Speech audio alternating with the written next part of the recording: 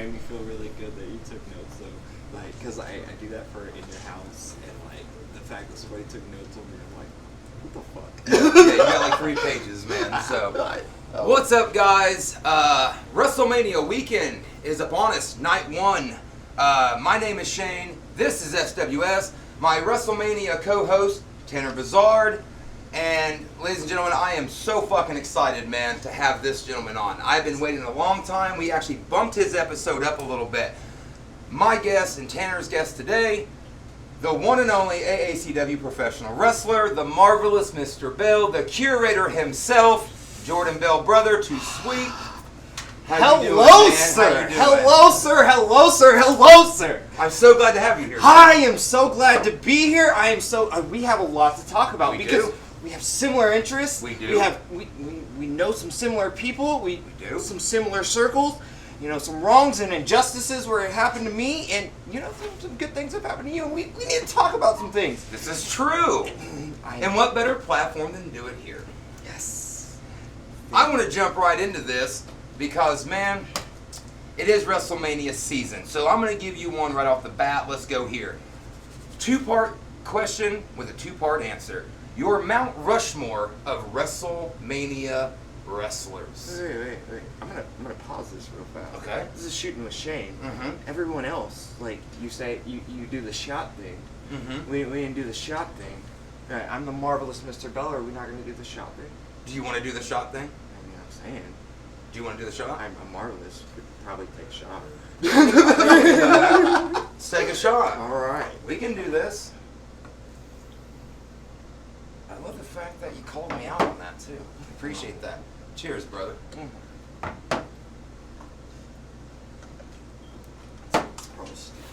There we go. Alrighty. So, Mount Rushmore of old school talent. Of WrestleMania talent. Old school WrestleMania talent. Mount Rushmore 4. Oh, man. Look, I love Ric Flair. There's no one better than Ric Flair. Hands down. I think Roddy Piper is an absolute golden age of wrestling. Yes.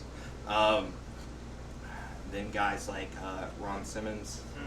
Yes. First African American World Champion. Great match against Vader too. I think absolutely important to the business. Absolutely. Absolutely. And then and he stayed relevant through his entire career. Especially with the APA. APA, man. Yes, absolutely. APA, him and Bradshaw was Oh my god. Great tag. I know we were talking tag teams up there earlier in the week. Yeah.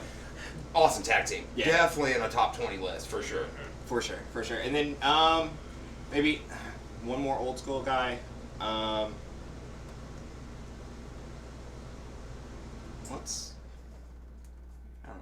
Let's throw Rocky Johnson in there. Okay. Just because importance. Okay. I think people sure. that are monumented like that need to be important people. So For I sure. think all 4 of them. So you're going Flair, Hot Rod, Ron, and The Rock. Rocky's dad. Rocky Johnson. Oh, you're talking Rocky Johnson. Oh, Yes, I thought you meant The Rock. Okay, yes. so Rocky Johnson. Okay. Okay. What about new school WrestleMania Mount Rushmore? New school. So are we talking like today's era? Let's say. Well, are we talking about Attitude Era and up? Or Ruthless Aggression Era and up? Or let's did go Attitude Ruthless Aggression Era? Or did Attitude Era like factor into old school? See, I don't know. I Well, because you got like your classic, and then I'm a student. I'm marvelous, and I'm a student of wrestling, and I love all the iterations and the generations that we've had in wrestling, and I think one thing, wrestling doesn't die. No. And I think is amazing, because it's important, because it's a creative outlet for people. For sure. And it's a thing that people can utilize to, get through this fucking world. Yeah. So, but I think when you look, I think we have a sense of looking at wrestling under a microcosm sometimes, right? And we forget that it's this huge thing that's been around forever. Yeah. And there's been so many iterations that have so many territories. people that have genuinely inspired other people throughout the years, right? So you ask a guy like Ric Flair, and he's always gonna say Buddy Rogers and shit like that. And like if you listen back to his podcast, Dick Murdoch and guys like that, yeah. Thank you. Like Harley Race, man. People that you and I sometimes will have to be like, bro, I gotta go. I really wish they had video. You know? Right, yeah. I need more stories about For sure. this. Like For let sure. me like this is why podcasting is fucking great, because we get all these old timers and like and not in a bad sense. Please no one take offense to that. But like that can tell us these amazing fucking stories. Yes. Wrestling is this world where we're able to create stories. For sure. So if we're able to hear those stories and then create stories off of our own, I think it's fucking inspiring. What has made the Marvelous Mr. Bell? Because I know we were talking about you kind of are like 3 characters deep kind of thing. And I know we were just, before we started filming, we were going over the 3 different versions of your character. Who has inspired you to become what you've become today in AACW? Like, who's your biggest influence? It could be in ring or on the mic. I mean, because you're good, man. I love that. My answer is Kanye West. Jesus, baby, Jesus. Because I understand a guy like him. I understand those fucking creative types that are like. I am 3 people because I'm the Marvelous Mr. Bell, because the Marvelous Mr. Bell is this absolute fucking genius that you don't understand, that the people of AACW didn't understand, and I lost my job, and I'm sorry. And we're gonna get into that too. I'm sorry, let me compose myself.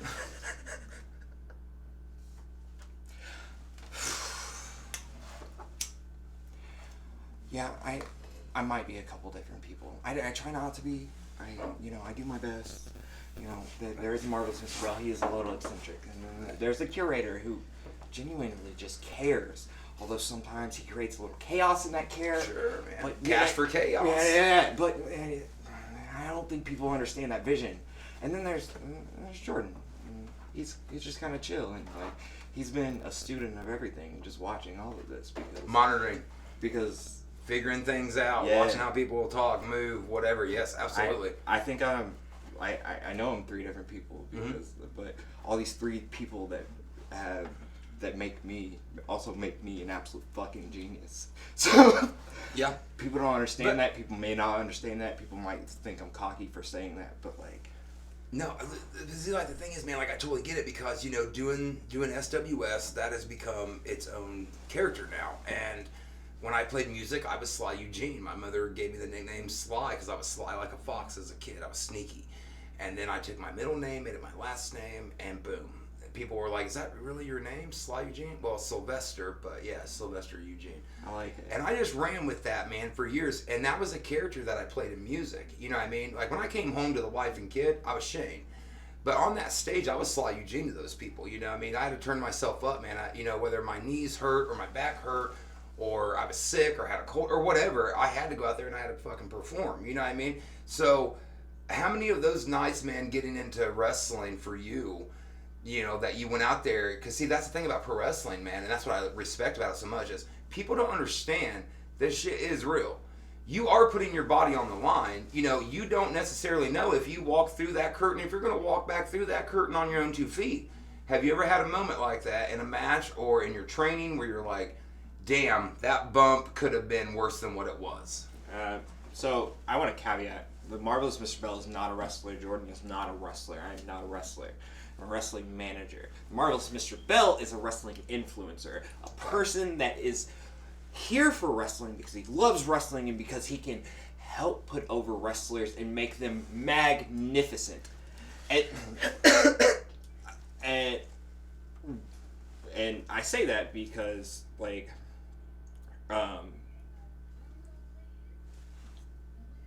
sorry, I kind of got lost in myself. Oh, you're good. Yeah. Where are we at? So basically, like, you're a character. Yeah. Because you're almost like the 3 faces of Foley, man. So it's like, how do you... Who inspired you to be... Because you're rolling chaos, you're rolling structure, you're rolling chill vibes into one body. So, kind of like Mick Foley did with Mankind, Dude Love, and Cactus Jack. All three different characters. You've got characters that are completely polar opposites of the other one. So who's influenced you as far as putting together this? Wrestling has influenced. Guys like Foley have. Guys like characters that are just storytellers and are able to tell stories have influenced me with this. You know, we see guys like Bray Wyatt, who is a magnificent storyteller. Amazing. He created a new genre of wrestling, to be honest. Yes. And I'm sorry, he didn't really create it. He kind of took some ideas from the Hardys and from other guys. Taker and stuff like that. But his vision for what that really meant, I think it was super different, and he was trying to take it in a different way. And I can't wait to really see what he does, like in this new reincarnation of whatever movie he is about to do. Because I think it's gonna open our eyes as to like what maybe he sees in wrestling in a lot of ways. He inspires me. So many people inspired me. When I was young, The Rock inspired me. He was an entertainer. Oh, for sure. Again, I'm not a wrestler. I'm a manager. You know, I was brought to AACW as a commissioner, as a voice, as a talent, as a guy on the mic, and the kind of sometimes the people created me. Like, the people, the wrestlers, they created this. Oh, I've sat in the crowd so many times and watched you come out, and you're getting cheers from half of them and getting boos from the other half. I love it. It's great. That's what makes you a star, man. Like, some people embrace the curator culture, some people hate the curator chaos, some people just, they don't understand how marvelous I am, but they will. They'll all see it. They will all see it. But see, man, and I want to segue into this because I was telling you up in my living room earlier when we were watching Stand and Deliver, your character, when I first saw you, see, here's my thing. When I go to an event, if I talk about you on the ride home to my wife and kid, then you've made something in my heart where I'm like, I want to watch that guy again. I went there to watch Damien DeVille do his thing, and I loved it, man. But I watched such good wrestling. And I remember seeing you doing the commissioner role. And when you got in the ring with the mic, you were just so goddamn good with what you did. And then when I seen you come out in the gear with the paint splatter, loved that. I mean, him and I was there live watching it. And we seen you come out, and I'm just like, now that's just badass. Nasty Boys influence looking gear, man. You have the look. You can tell that when you got in that ring, when you touch a mic, there's only some people I will say this for. When you touch a mic in professional wrestling, you better know what the fuck you're doing. You know what the fuck you're doing. And that, like, to me, man, thank you for what you do, because you entertain the shit out of us. You know what I mean? But man, your characters, and I again, characters. Because, man, you remind me so much of, like, a ball of chaos of energy, positive energy, like Mick Foley style type shit. You're like Cactus Dude Love. See, like, Jordan Bell would be the Dude Love. Cactus Jack would be the marvelous Mr. Bell. And Mankind would be the curator. That's how I look at you. I kind of like that. I like it. I can see it. Because Mankind was so peaceful, but he was violent. Like you said, the curator is. He's the curator. He loves everything, but he causes a little bit of chaos on the side. Taking that back to that gear. I'm not a wrestler. I didn't join AACW with the idea of wrestling, but the people forced me. I had that stupid clown. I was gonna bring up the clown shit, man. And he forced my hand. He kidnapped me, so I had no choice but to defend myself. But the people of the AACW, they didn't understand. They didn't understand what I was trying to do for them, and all they wanted to do was tear that stupid clown, and he's ruined my life, and the stupid hog farmer, and I'm sorry. So the hog farmer. I'm sorry. Shane Calsert. Hog farmer.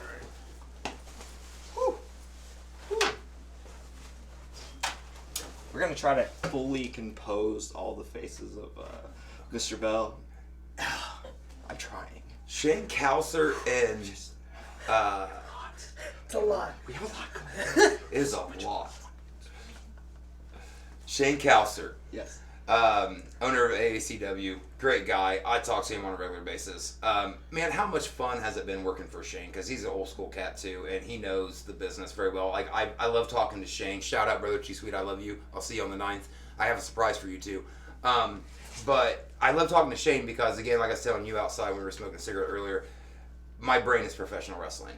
So, and I know yours is too after speaking to you for an hour or so upstairs. Man, how much fun has it been working with Shane and those guys in that locker room?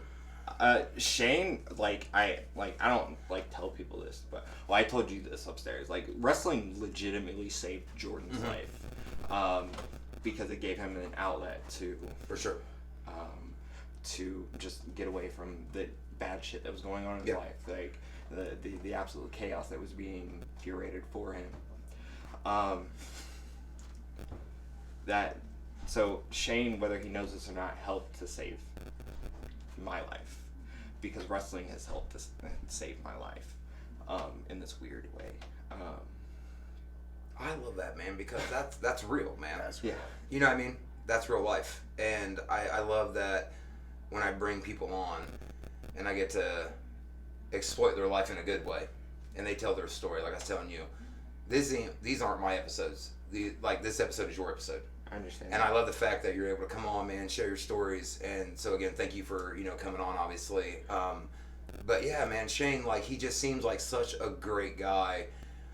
I'm excited to work for the dude, you know what I mean? And talking to all of you guys, the boys in the back, I haven't heard a bad thing about Shane. And every time he sees me, gives me a hug. Hey, brother, 2/3 the same name. Great fucking guy, man. But yeah, so Shane's been a big influence, obviously. Who's one of the boys in the back that you've worked with, or you just see in passing? Not in passing, like you don't talk, but you see him going to the ring or coming back from the ring, or whatever. That's really maybe sat you down, man, and maybe told you something. Again, shout out Shane, because literally can't say much enough, because Yes. his vision for wrestling and his passion that has brought this back to Kokomo, Yes, reignited so much fires in so many great fucking so talent many too, people man. here, and he helped to open my eyes to what Midwest indie wrestling was and could be, and so much more. But also guys like Travis Southern. Great guy. Great. I've learned so much from him. Been able to absorb Old school so cat much. veteran, man. So much. I've learned from Rick Vidal. I've learned from Chris Owens. If you guys know who he is, he is under the influence of the marvelous Mr. Bell. You can catch him out in the Midwest doing his thing. I've learned from everyone. There's not a single person that I have not learned from just in doing this. I learn now from my I say my co-host, but I'm on his show, Alicon House, where we do In Your House weekly. Sorry, cheap plug. No, I've actually checked those out. Yeah. But I've learned from him because we're both students of the game, and he's been learning from guys like Sam Knight, who he is managing in Paragon, and and I'm learning from everyone here, and I hope that the things that I am able to produce and to create and to curate, I hope that I'm able to give somebody an idea, spark some sort of inspiration for somebody. For sure. I don't know why we're here. I don't think any of us truly fucking do. No. But man, we may not be here for a long time, but man, might as well be a good time, right? Right? And I joke about with our buddy Terry. Shout out Terry, I love you, brother. Love you, Terry. That's what we talk about all the time, man.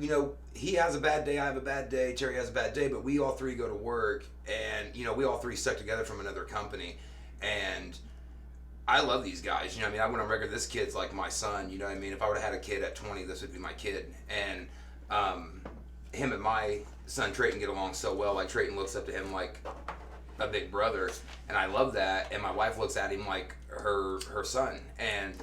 But the point being, like you said, man, nobody really knows why the hell we're here and what the hell we're doing. We're just trying to have a good time. And he can have a bad day, or myself or Terry, but man, we go into work and the three of us get together, and we instantly just start laughing and joking, and it's like, before you know it, time's done past. Yeah. You know what I mean? And that's so much fun that, you know, like, I love my job, and I love that I get to work with people that I actually like and want to be around. Yes. Yeah. You know what I mean? Like, that makes my day so much easier.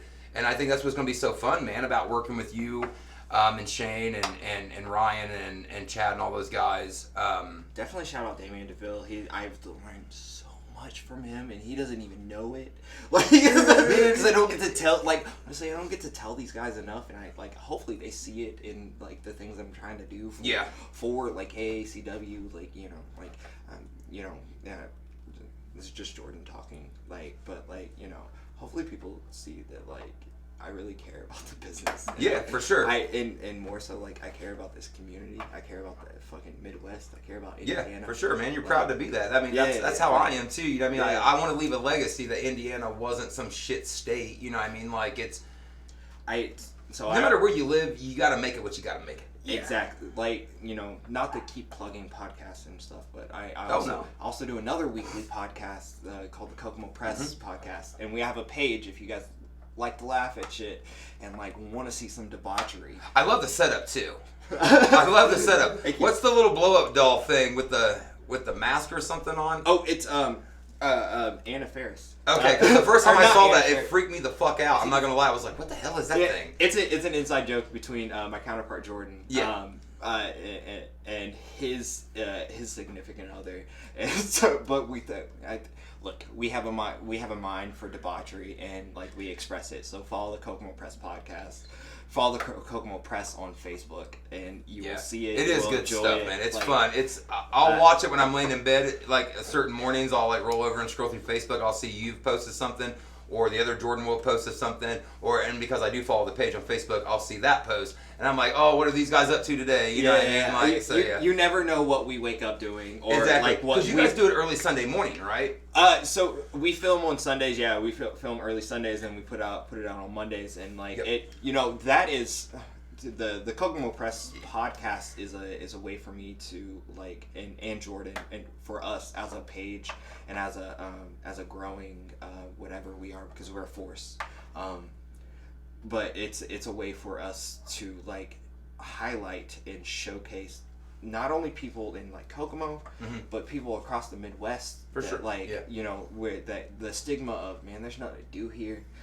Like people are lame here. Yep. Like fuck that dynamic and fuck that shit. And that's what I said earlier, man. Leave a legacy, leave a mark, let people know, hey, Indiana was cool too, man. Like I want people to know that like I see what you're doing, because like art is art, and however you put it out, like I respect the fact that like your willingness to do that, and because it takes so much fucking courage, right? Like it takes so much fucking courage to put yourself out there. Absolutely. Like, it's like if I can help somebody, and if I can help highlight that, I want to be that person, because I just want to help people. Well, see, man, that's what I told you up in my living room earlier while we were watching NXT. Like, that's what this show's about, man, is like tell your story. And if you reach one person, that's how I looked at music when I did my musical career. If I reached one person and seen one kid singing along to lyrics that I wrote about my own personal tragedies or pain, and that kid gets that song, and same thing with professional wrestling, because like you said, saved your life, saved mine too. I wrestled with a lot of my buddies growing up in middle school. We had contracts, we had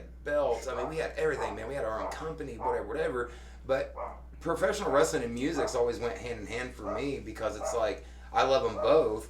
And like I said earlier, I had to play the Sly Eugene character on stage, and then like you got to play Jordan, or play the Marvelous one, basically, and then you go behind that curtain, you're Jordan again, and then you go home to your girl or whatever and your kids, you're Jordan. But here these people see you. Yeah, exactly, man. You gotta balance that, and I just love the fact that, like I said earlier, if people can figure out that perfect balance, and they can come on and turn up to an 11 and be a character, and people can get behind that and love that character and go home talking about that character and embrace that character and see themselves in that character, then hell, man, you're doing a good job. You know what I mean? Like, I'm trying. And honestly, like, to almost stop you, if anyone can give me hints, give Jordan hints on like how to find perfect balance to all of this, because it's a lot. But You're a busy guy, like you said, man. You're like me and Tanner. You only run on a couple hours of sleep a day. I mean, generally, I have a full-time shoot job. We won't name where I work because, I ain't trying to get fired. Yeah. I like benefits. Been there. Yeah, full-time father, and then I'm this crazy maniacal person also. And then I'm also this creator, like, that just, has ideas and, needs people to be like, hey, what if we... I want to ask, man. I have a couple questions I do want to run by you. First one, I love the video, so I have to ask. No longer the commissioner. What's that like in Jordan's head right now, in Jordan's world? I mean, you had a big role. You were that guy. You don't have that now. You're asking Jordan, right? I'm asking either three. Let me talk. Let's go. Marvelous Mr. Bell. I want to know what Marvelous Mr. Bell has to say about not being the commissioner. That's what I want to know. I love the jacket. I was about to say that jacket is sweet as hell. Mm-hmm. Ladies and gentlemen, boys and girls, children of all ages, again, my name is the marvelous Mr. Bell. I am the curator of chaos. I am the curator of culture. I am the curator of careers. I used to be the commissioner of AACW, and I used to have a passion for building the brand of AACW, and this person took it away from me. I don't understand why he took it away from me. I know he was on some other podcast, shout out Gonzo Sports Room, saying why he felt the need to take me out of power, take me out of my job title. He says that I'm in too deep with the gold standard, and I think that is the pot calling the kettle black. And please tell me you agree with me. I am really interested in seeing your take, especially one of your first takes for the marvelous Mr. Bell, as he was wronged by a friend of yours. That is true. This is true. This is true, Tanner. Well, first off, I'm a huge fan of the gold standard. As you should. I think Travis Southern is a great talent. Brody Bawkins, hands down Southern. the biggest and baddest man in AACW. Shout out Brody. Man, my honest opinion, I think you were wronged. I love what you did as the commissioner. I thought you were great, and that's a shoot. I thought the man did what he did. I thought it was good. I was into it, man. You took chaos, but you created cash, and you have a Kanye West feel to you, and I love it. I'm a genius, yes, and I don't need some hog farmer from nowhere Nebraska dictating what I can do, what I can't do, as he lets his little boy toys and whatever those. Now, who's his boy toys? You know who they are. I know who they are, but I want to hear you say their name. I want to hear the name. You know who they are. The Christian Cash and Justin Terrell, and he uses them, and he says that I'm the problem. I'm the problem. I have too much influence. I have too much pull. I am in too deep with the roster. Sir. Shane, are you listening? Again, the gold. Let's go back to the gold standard, man. In too deep with the gold standard. Arguably, much love to the Golden Boys, Dynamite, Justin Terrell, and Christian Cash. Love you guys, but here's how I look at it from a fan standpoint. You take the Hawaiian Hitman, You take Travis Southern, and you take arguably the biggest The and baddest man of AACW, Brody The Hawkins. future. You put the marvelous Mr. Bell as their mouthpiece in that corner. You talk about a fucking stable, man. Let's talk about that. Well, see, he created a problem. And he also kind of stole my thunder because, I was going to come to AACW and I was going to introduce the gold standard and, but he let the cat out of the bag, so the cat's out of the bag. And you guys know what my affiliations are. Yep. I mean, people in wrestling have been doing this all the time, forever. Guys like Eric Bischoff, guys like Vince McMahon, guys like Hunter Hearst Helmsley. Excuse me. Shout out Hunter. I'm so happy you look better right now. Dude, Yes, right? looks so much better. Yes. But I digress. There have been so many people in wrestling that are in with wrestling because they understand. And, Yes, absolutely. They don't get their vision taken away by some hog farmer in overalls with two matching sidekicks. I'm just going to go on record and say right now that when it comes to pro wrestling, no matter what I do in a company or for pro wrestling, I'm just letting y'all know right now, I'm like Shawn Michaels. You don't fucking trust me. Like, you turn your back and all of a sudden you might get a super kick. I'm just saying, like, I'm that guy. Like, I'm a heel, man. I love heels. Like, heels are the best. Faces are fun. Faces are fun. Kissing babies and shaking hands is cool. Make the kids happy. But to be a true heel, like man. Hulk Hogan when he went NWO, Greatest told heel the turn of all fans time. to Would you stick agree it. on that? Yeah. When he told the fans to stick it, I mean, let's be honest. Hulkamania was dying or dead at that point. It was on life support at that point.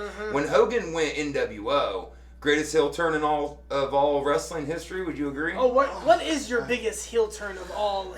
How much research have you done on Jordan and his love or his hate for the man who will not be named out of my mouth? Gotcha. Double H. Gotcha. Okay, Double H. H. I like that. Okay. So you're just like, no. So greatest heel turn ever? Yes, it was shocking. Like Tanner said, who's your greatest heel turn of all time? You brought him up, so Feel free. You brought him up. Feel free. But man, did a lot of dirty shit for the business. I think backhanded shit, was only for himself. Sure. Like, had no vision for other people. The Jeff Jarrett incident. Had no vision for what wrestling really could have been, and I don't have respect for people like that. Hey, I respect that opinion 100%. But yeah, going back to like you said, he went into business for himself a lot. Bringing, like I said, the Jeff Jarrett incident. It's not even about not wanting to put people over. I think he only had a vision for himself. He thought he was wrestling, and I don't respect that. Guys like Ric Flair did not think that. No. Dusty Rhodes didn't do that. Dusty Rhodes didn't think that. No. Sting didn't think that. Guys like Booker T with Harlem Heat, they did not think that. Yeah, Harlem Heat. Any iteration of the Four Horsemen did not think that. They understood the business, but then you had this dude that didn't understand it, that got jacked up on steroids, and then heard a couple people say he's kind of good at this shit. Take it too far, and don't have respect for that. You have to understand that this is a soft ecosystem, and people can destroy it, and you got to put good into it. Well, and another big name too in pro wrestling. I'm not personally a fan of his wrestling career. I like his movies, a few of them here and there. But I love the fact that Cena is all about the kids. I love that. Yeah. And I remember watching a video. I brought this up a couple times to other guests. I think Cena was one of the greatest wrestlers alive. Honestly, you can call me a mark for that, but he understood the business all around. Oh, for sure. For sure. He had no problem putting people over. I understand that there are instances that he didn't. We understand the Nexus thing. Of course. Yeah. Fuck that shit up. Yeah, but honestly, look.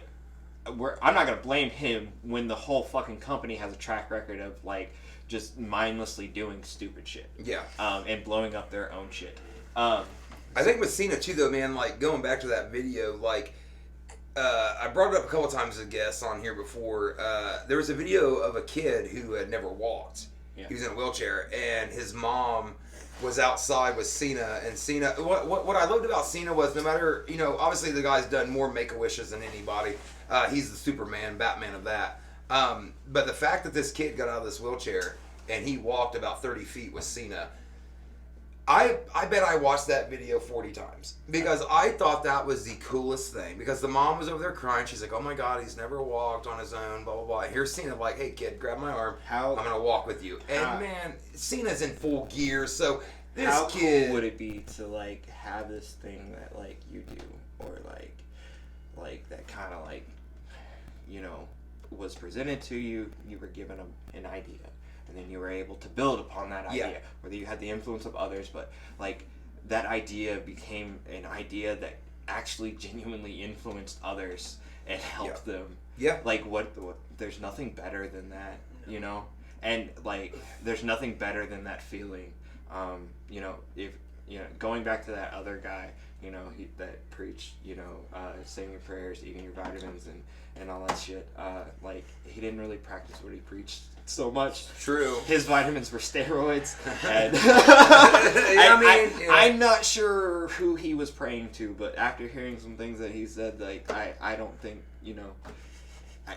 I get it, man. Like I said, yeah, I totally get it. Like never forget. Never forget. No, yeah, sure. But no, when I see guys like Cena do what they do, because I know, again, going back to when I was playing music, and I was doing stuff that I was doing. I wasn't always the nicest guy in the room. I had my demons, and I fought those demons, and I won, thankfully. But when it came to the fans, I gave out so much free merch, and I talked to everybody because it didn't matter if my back was in pain or I was too fucked up to even be on a stage. If a kid came over and wanted to talk to me or get a picture with me or an autograph, I didn't give a shit. Man, hey, yes, if you're that into me and you look up to me that much, I can take your positive attitude, put it on me, and make my shitty day a little bit better. And I love that fact that, guys can do that. Like you were saying earlier, like you got people like, obviously you come out, some people boo, but even with the boos, man, with pro wrestling, I've learned that if you're getting booed, it's because you're doing your fucking job as a heel. That's what you want. So even though you're being booed, you're technically being cheered, man. Like you're technically being cheered. Like I do want to go here because again, it is WrestleMania Night 1. I gotta ask, WrestleMania, Lesnar or Reigns? Where are you going? Reigns. Going Reigns. Reigns. Love the bloodline. It's Reigns. Love the bloodline. It's not even like me being me, weird me, looking at wrestling and analyzing what's like not happening, what's gonna happen. It's Reigns. So you're gonna go Reigns. It's Reigns hands down because like hopefully like what happens is a better story comes out of that. Some Unification great ones come back. Unification of the championship. It's not even that, man. I want to see I want the ideal. I want the spectacle of like the possibility of seeing Roman Reigns versus The Rock because I'm a fucking mark, bro. Dude, yeah. Fuck, man. That's a match that I thought we were gonna get the last couple years at Mania. Honestly, I really hoped Dwayne was gonna do something with it. But thank you WWE for giving us this Brock Lesnar character that is an actual character now, but also I still want this story between Roman Reigns and the Bloodline, and I want to see the Bloodline's full story of for sure. Like who's really the head of the table, right. Who can challenge the table. Right. We've had a couple. There's only one guy that could challenge the head of the table, Roman Reigns, and that's The Rock. Like you said, man. I mean, we are the ones. Like one guy. I mean, like. And then having Heyman by Roman's side to turn on Brock and to be with Roman, the history that he has with the Samoan dynasty, Heyman, because that does run deep for him. Perfect fit. Heyman's going for the business, Heyman is. Heyman's the greatest mind in the business, I think. I don't think there's anybody that has a better mind. AACW. And.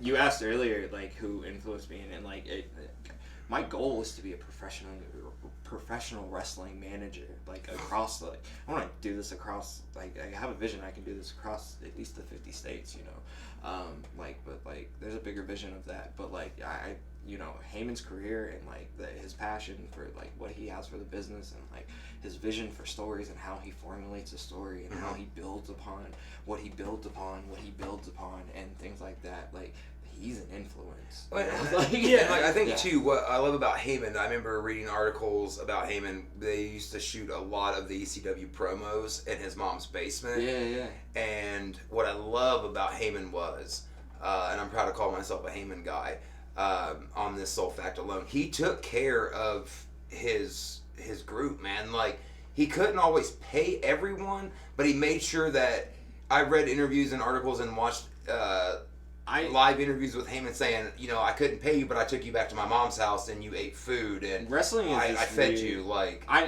wrestling is this weird business. Like, I mean, it's a business. You have to get paid. Yes. And like, you know, I think we're past the day and age of, man, let me feed you. Although I appreciate that, you know, there is an aspect of doing this and putting lots of things on the line.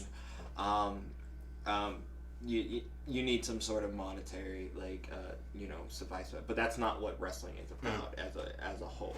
Like, and that's not what Heyman had a bigger goal or bigger dream for wrestling, for sure, for what wrestling was, and he's changed the game. He's an absolute influencer, and like, you know, like those stories about like how like building that and like, man, scrapping together money to be able to pay guys. I know that shit had to have been rough, and like, I don't, you know, like, I know that there's a lot of stories like where guys like were like mad about, you know, shit like that, but like at the same time, like maybe he took on a little bit more than what he could handle, and shit like that. But man, he had a vision. And it worked because in the long term, he's actually put over these guys. You know, he gave them an outlet. You know, this is why, you know, like guys like Raven are Raven. Sandman. Yeah. You know, like Taz. Yes. These are why these guys still have this outlet, because Paul Heyman, man. You know, fucking CM Punk, man. Yes. Like if we're being real, like, you know, that's what I was saying. Like, when you asked me that question about like Mount Rushmores, like every generation of wrestling has its own Mount Rushmore. And like, exactly. I think we as fans and like we as like you know, students of this business and game, like we need to recognize that, because like, all right, cool, you may like this guy and like what he does, for sure, but you don't fucking build off of that, and like you have to build off of that, like, and make it your own, make it your thing, sure. Right? Like, maybe it won't pop, right? It, you know, like some things don't pop, some things don't work, but you keep trying. Right? Because try it until you find a fit, man. You know what I mean? And like, and that's the thing about Heyman, like, he tried and tried and tried, he found a fit, and now, I mean, look at the guy now, man. I mean, there's so many people, like you just said, he influenced you. He's influenced me when I speak, I've noticed. You know what I mean? When I played music, man, there were certain people, character-wise, like Scott Hall was one of those guys You heard Mr. Bell earlier when he introduced himself. Ladies and gentlemen, my name is... Yeah, that's Paul Heyman. It's not so and Paul Heyman's wrestling, you know what I mean? Like, but yeah, that's Paul Heyman, though. That's the influence that Paul's had on the business that we all love. Yeah. And the fact that he watches everything, I love that he doesn't just watch WWE programming. He watches wrestling because he's... You know, he's a promoter in his own right. Like, he wants to watch everything. I just saw an interview where he literally said the exact same thing. Like, and it was weird because I was thinking about, like, I watch all sorts of wrestling, and there's so much wrestling, especially, like... Nowadays, there was so much. Gosh. Oh, my God, yes. Friends and family out there were shooting with Shane. Like, if you're... You know, I know that there's been a lot of people talking about AACW wrestling out here, but, you know, the wrestling is so much bigger on a bigger scale. So like, if you support like wrestling, if you love wrestling, like support like indie wrestling, because there are so many promotions out here that are doing their thing, like AACW, who is really doing their thing. We are building something fucking great. Yes, and helping absolutely. people. 100%. Like, legitimately helping people, but you also have companies out there like DCCW in Muncie, who is almost like WCWO, WCWO, stuff like that. Emerge Wrestling. Brody's been over there a couple of times. Chris Chaos, Christian Cash has wrestled over there. Yes. And that's the thing about indie wrestling, man. I love that you brought that up because everybody thinks wrestling, they think, WWE, WWF, what do you want to call it? No, that's the tip. It's just the tip. WCW, ECW, just the tip. Just the tip. Impact. Impact. Yeah, and that's the thing, too, about Impact. I mean, look where TNA was originally. They were using the NWA's World's Championship. You know, Jarrett owned the company. He started the company. A lot of bad management happened. They went from here to here. Because I think but then, man, now they're back up again. I mean, there are so many of us in wrestling that have this grand idea because, like, let's be real, okay? We're all a little narcissistic. A little bit. A little bit. We all got egos and shit. Jordan's this chill, humble dude, but, like, the Marvelous Mr. Bell is an absolute narcissist, and, like, I did not formulate this character from nowhere, so if I'm just being real with myself. But like I think we have these grand ideas of what we want to do, and sometimes they falter. But it's not, it's not a sprint. It's a marathon, right? Yes. Like, you can miss a hurdle, all right? Yep. But you still got 18 more, right? To go, or however many fucking more. I don't race. Does it look like I run? Right. I manage people. I don't jump hurdles. I don't know how many hurdles there are. Speaking of management, man, because I know that you're really good on the mic, and I love that. I think that was one of the things that attracted me to you with your character is because... your mic work is phenomenal. Yeah. Phenomenal. When you speak, you're that guy that you don't get up and go listens. get... Yeah, you don't get up and take a restroom break. You're like, I want to hear what this guy has to say. I think that's a character that you built. I think that's a deep indication of yourself into these three characters that you're playing. And again, man, props to that. The fact that you're not just playing one guy, you're playing three. That's pretty fucking cool. But what's obviously Heyman, you said was a big influence. Who's a guy in AACW, man, that you really want to work with? That you haven't worked with yet? Like, you think that once the bell rings, you guys can go bell to bell? In an actual, again, sir, I'm not a wrestler. I'm a manager. Exactly. But while you're wrestling, if there was one guy, who would be the guy that you'd want to stand across the ring from? One day, my mouth gets to going. I know another guy who has kind of a loud mouth, but it's kind of being like subsided by his hog farmer bosses, Will. But Christian Cash can get it one day. I'm just saying, we could. I Christian think Cash, you want the smoke? I think it's genuinely been building because the way that we've came in, what we've made for ourselves, the names that we've made for ourselves, it's kind of been parallel. We've been going along this journey together, and he is definitely a counterpart. I do respect. Shout out Mr. Taylor. Christian. Yeah, I respect him as a counterpart, but I think it'd be a fun dynamic, and I think if he and I did something, would he be your? We could make it super duper special. Would he be your Rock and Austin? I don't know. Would he be your Sean and Brett? I think we could do really good work together. Yeah, that's why I'm just gonna put it like that. I don't want to put if you put too much pressure on something, and sure. then it may falter. But I think he and I have two minds that could genuinely make something great, and we've kind of worked together a little bit. I host the Marvelous Mr. Bell hosted has been hosting some concerts. I've seen that. Yeah. Shout out to Mike Wilson too. Shout out American Dream Hi-Fi. Yep. Love those guys. Wilson, Ben and Mike, man. brother. They're super duper special guys. They let the Marvelous Mr. Bell host concerts there. I got some more concerts coming up here soon. So please follow the pages, all the iterations of Jordan. And stay tuned for these things. But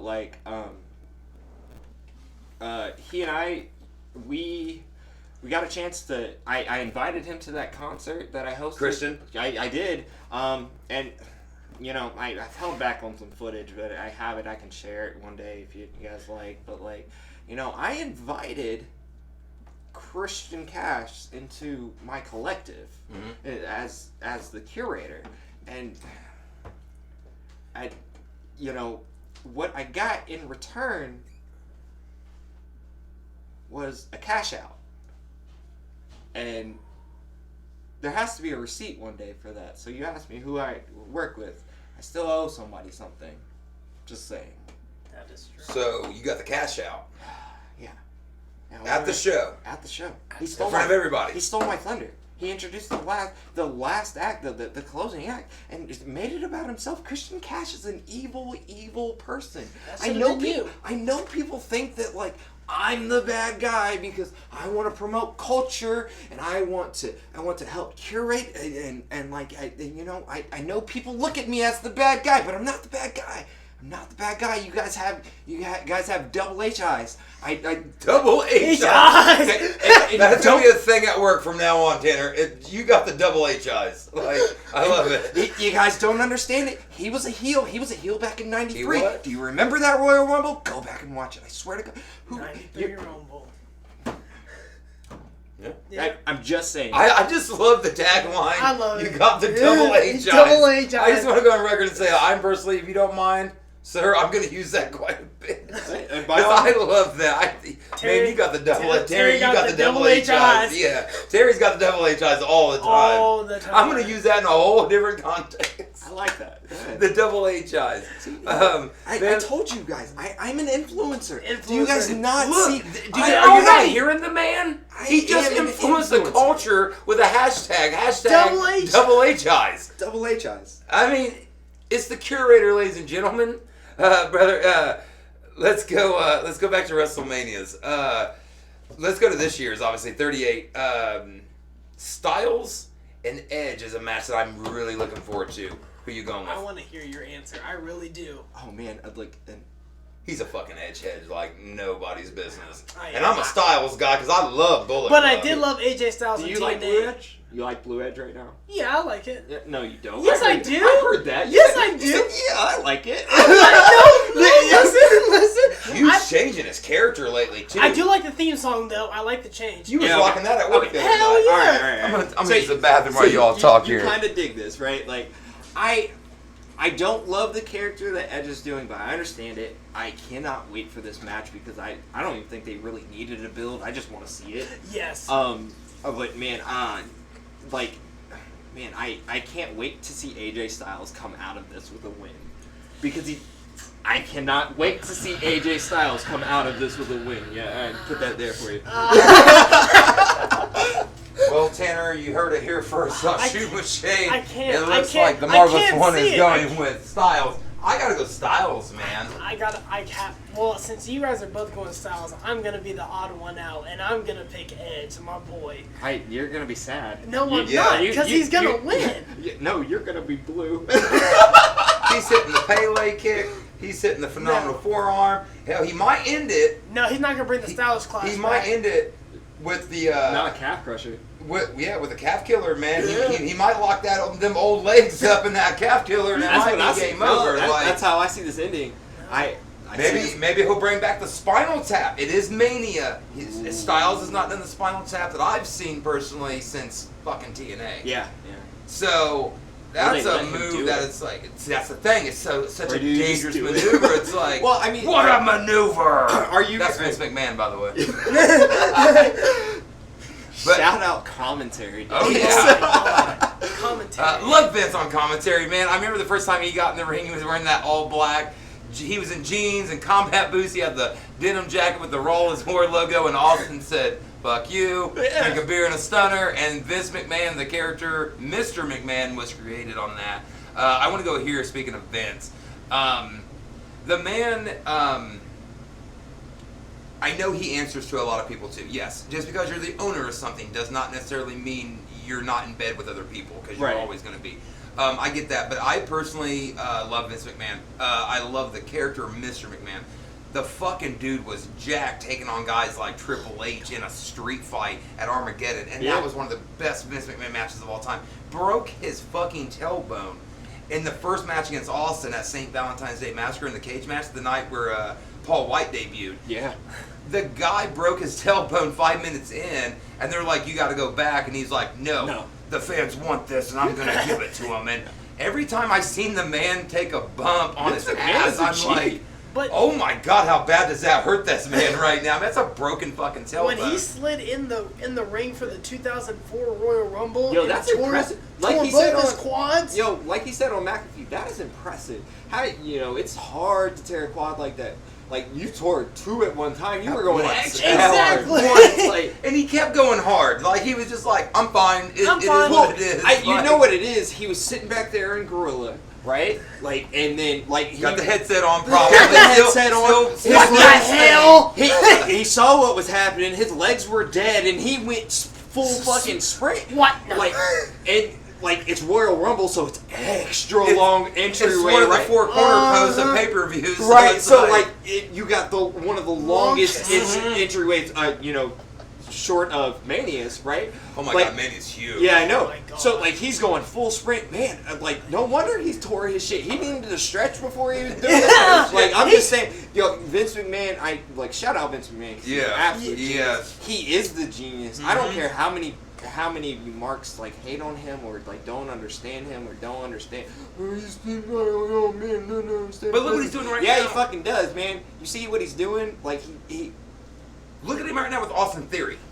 I am so fucking invested in this Pat McAfee and Austin Theory's match. Yes.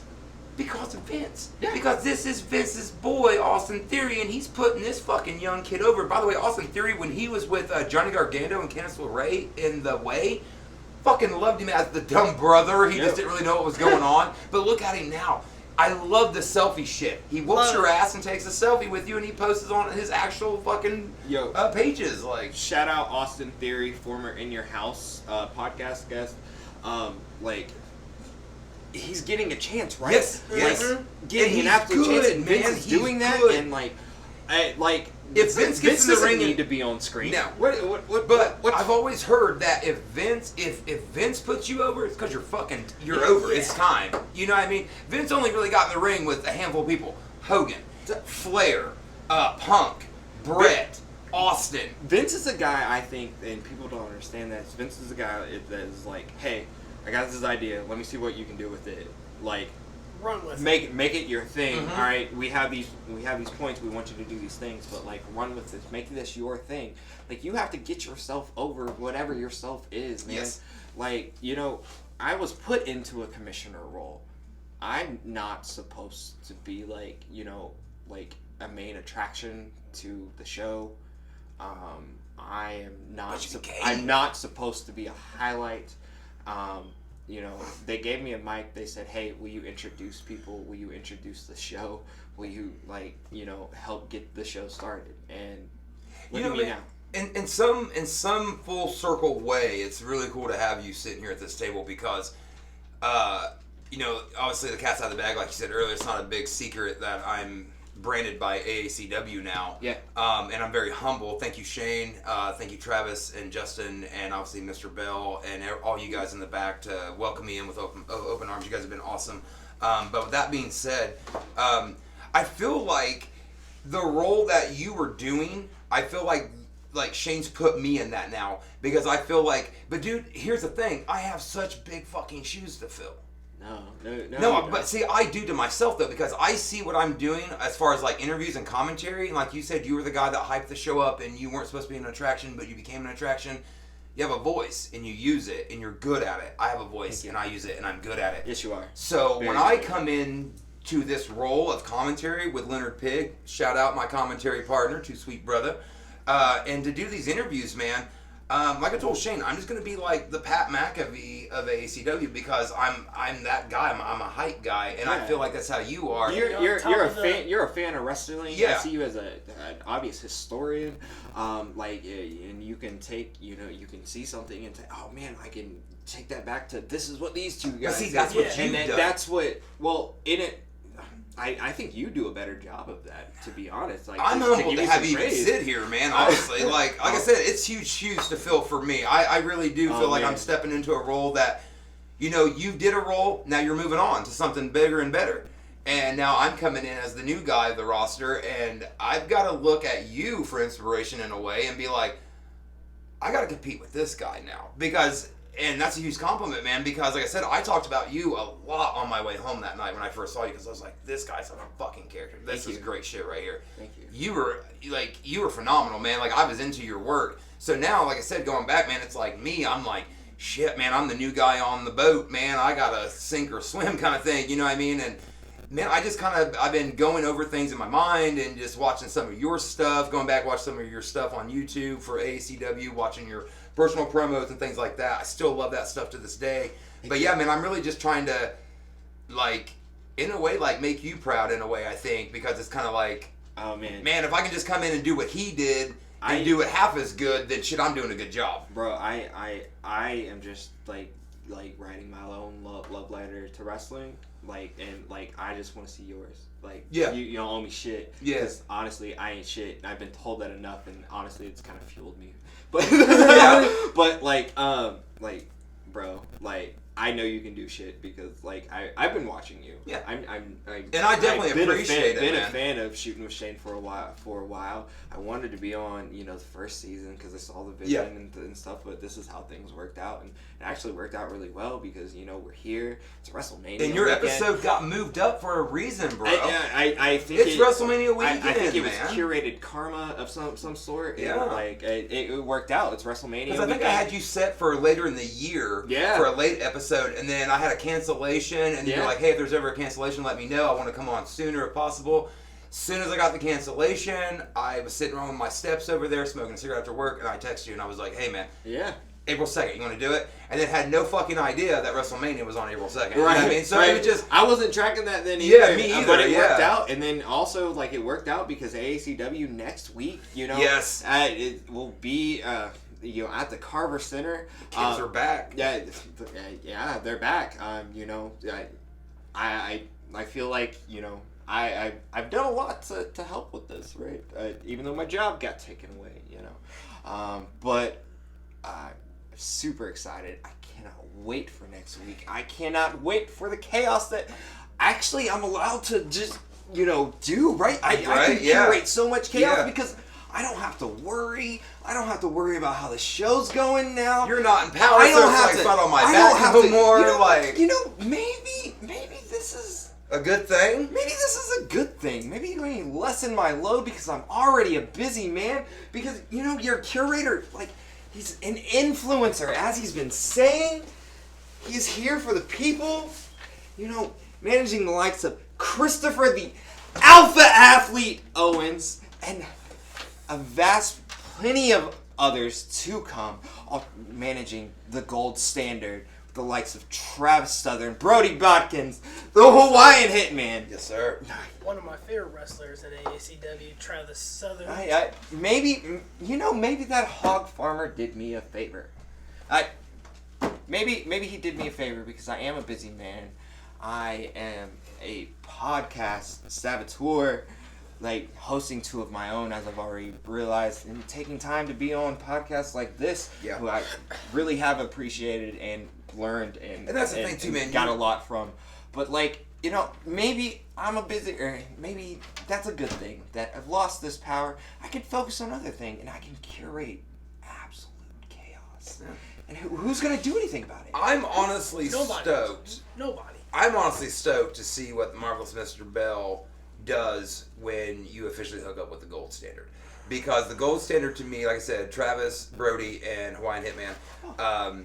We've already seen my official, you're the fourth corner post, man. I think that is a missing piece for that group, and I think that you, as a mouthpiece in a manager role, you are going to absolutely dominate that. Yeah. This started. The gold standard is going to a whole new level, man. This started with the last show. Right? We had the match to determine whether Shane was going to retain power.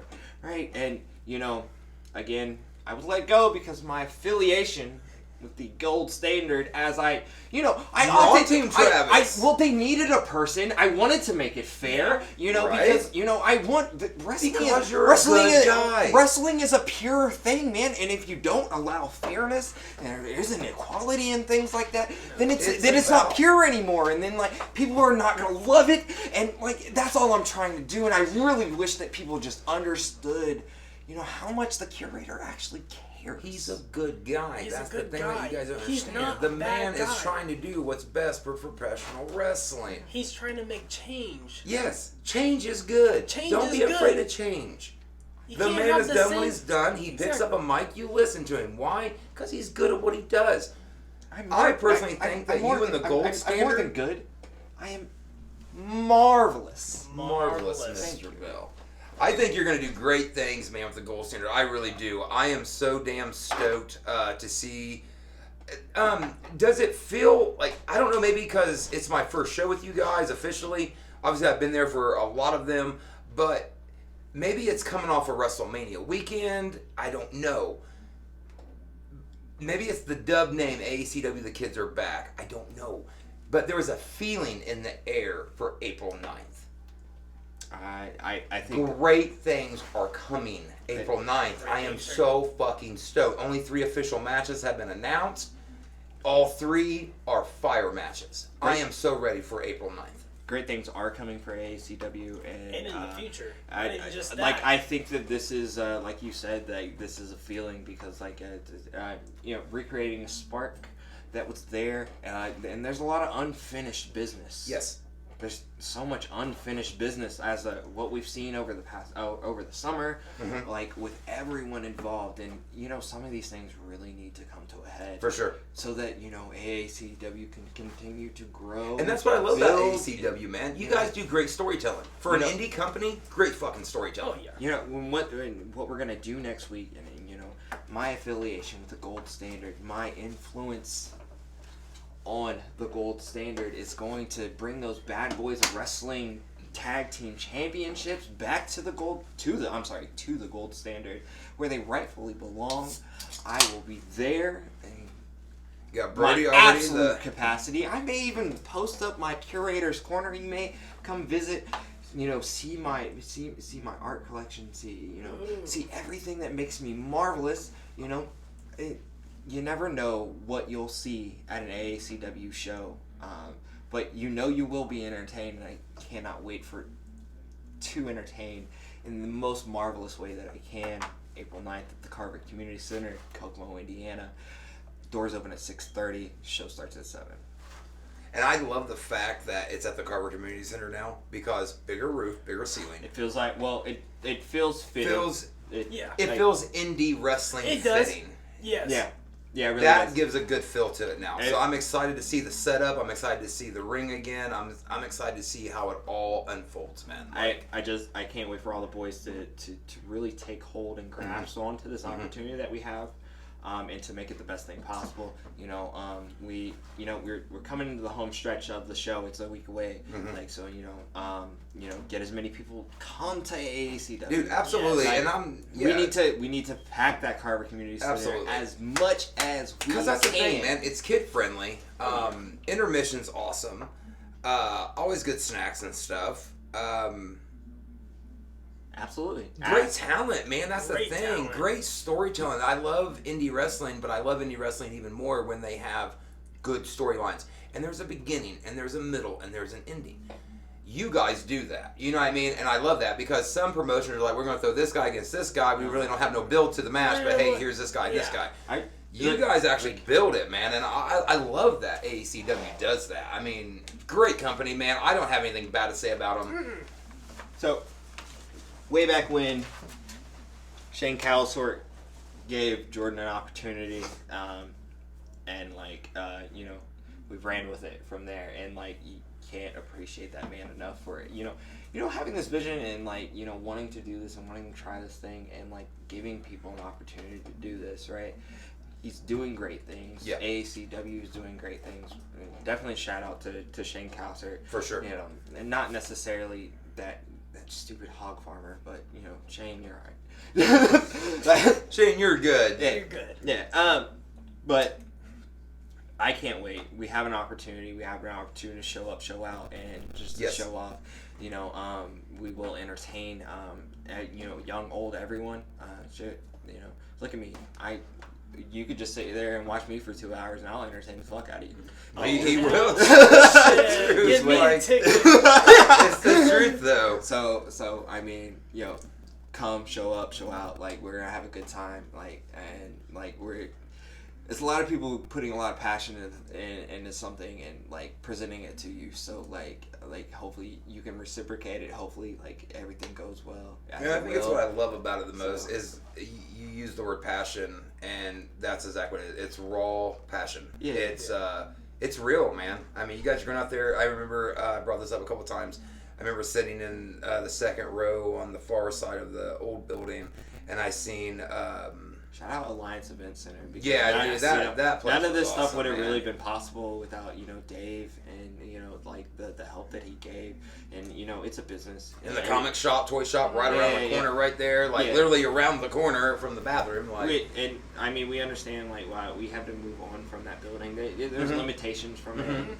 You know, but, you know, shout out Dave and everything that he did to help, you know, create this and help to create this with Shane and things like that. And like this is a lot of hard work.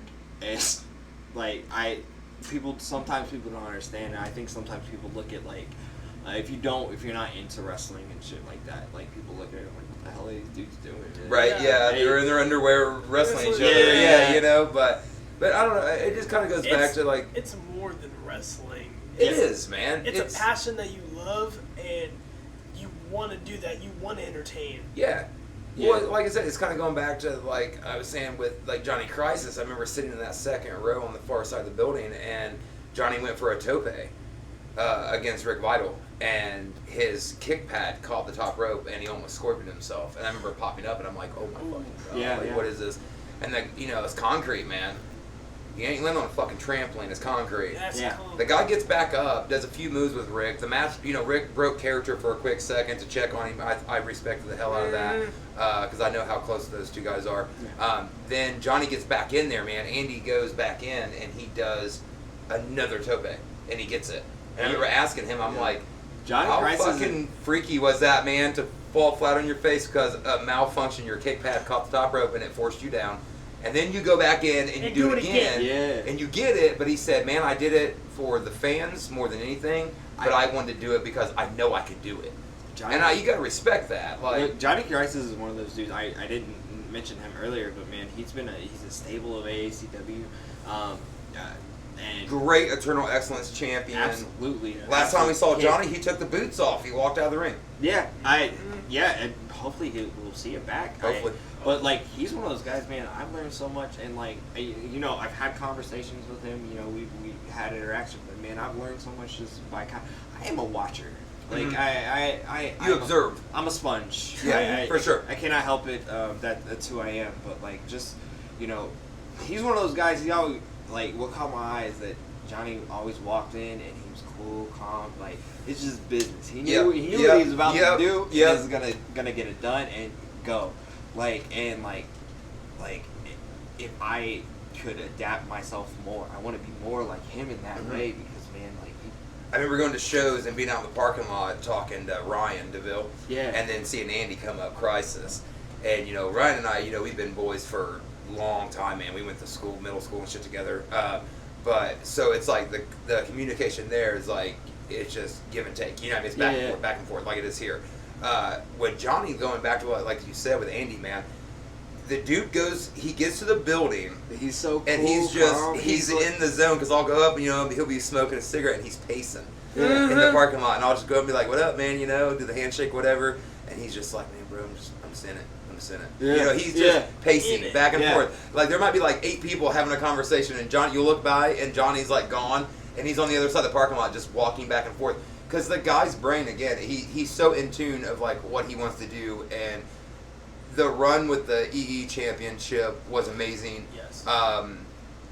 Ryan winning, I've always went on record and said that Ryan DeVille for the kayfabe stuff, Damien DeVille, he's the Shawn Michaels of the mid card of AACW right now to me. Him winning, I've talked to Ryan personally about this. Him winning the EE championship, not just winning it, but winning it with a super kick, and being able to do it in a match with one of his best friends. Passing of the torch, if you will. Yeah. I hope Shane, man, this is a shout out to you, Shane Kelser. Book the match. I want to see Johnny Crisis come back. I want to see Damien DeVille defend that EE championship I think in a ladder match. I want a ladder match. That would be cool. I mean, You got the room. Yeah. Johnny Crisis, Damien DeVille, one-on-one. You know who ladder could have done match. something about that? Well, I think I know. Yeah, we don't have to say it. Yeah. Right, we know. There's known knowns and there's known unknowns. Yeah, But this is a known known, right? I think I know Who a guy could who have could done have something. made that happen. But Let's see if we can get it now. Yeah. Commissioner Lenny, I challenge you. Leonard Pig, I challenge you to make this happen, man. I would love to see that. I think that would be made. If we can get both guys to agree, and I think that would be phenomenal. Another dream match I like to see in AACW. Again, it does involve DeVille, but there's been a lot. I made a personal flyer for this. I took time on my busy ass life that I never sleep to make a flyer for this. Christian Cash versus DeVille, EE Championship, Ultimate Submission, and the only reason that I want to see the Ultimate Submission is I know Ryan is a submission artist. He's the human weapon. But Christian is bound, damn determined that he can go 30 minutes in an Ultimate Submission match. So if you're bound, determined... Who do you think would win that match? I know, look, shout out Damien DeVille. Like, I would not bet against him in any sense, ever. I would love to see this match because I want to see Christian get tested in that manner. Yeah. I think It's different. It'd be a different environment. I think for the projection of his career, the things that he can do later, like I think it's a good test, for him, and he should do it. Yes. And it should happen, before you had somebody that could curate these sort of things into fruition, but We don't have that now. we don't get to see that anymore for some odd reason. I personally would like to see Christian Cash and DeVille in an Ultimate 30-minute submission match just again because, again, it pushes Christian's boundaries like you were saying. It's a different environment than what Christian's used to. And the fact I love Christian. Christian Taylor, man, shout out to you, brother. I love the fact that he's such a good guy and he's so damn funny. For anybody who actually knows him personally, man, he's such a fucking cool dude. He's an entertaining guy. Yes. Look, shout out to Christian Taylor,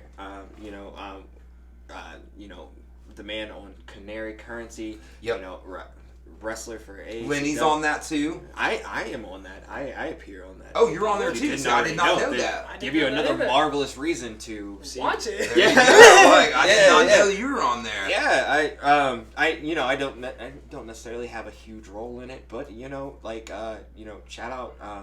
shout out Derek, shout out Pride, shout out New Nation, Brian Foster, bro, all y'all, because they're putting in work. Canary Currency's doing big things, and they got other projects coming. The Jab is coming, and I feel like Christian is going to have a role in that. So keep an eye out because as I was talking about earlier, I'm a guy that I want to showcase the artwork that you guys are putting out, that people out here are putting out, because there's always been a stigma about this Midwest and Kokomo and probably Marion the same. I know Marion the same way because I have family here and things like that. And it's all under the same kind of stigma. There's nothing to do here. There's just a bunch of corn, man. But there's people doing amazing things, and we can show artwork and wrestling and music and just artists opening up clubs and things like that. Life is sometimes too serious. I don't know if we haven't learned this shit in the last couple of years that sometimes we take life way too serious, right? Mm-hmm. And then and also sometimes people don't take life serious enough. Yeah. True. Not necessarily, for themselves, and also for their influence on others. And I've learned a lot through this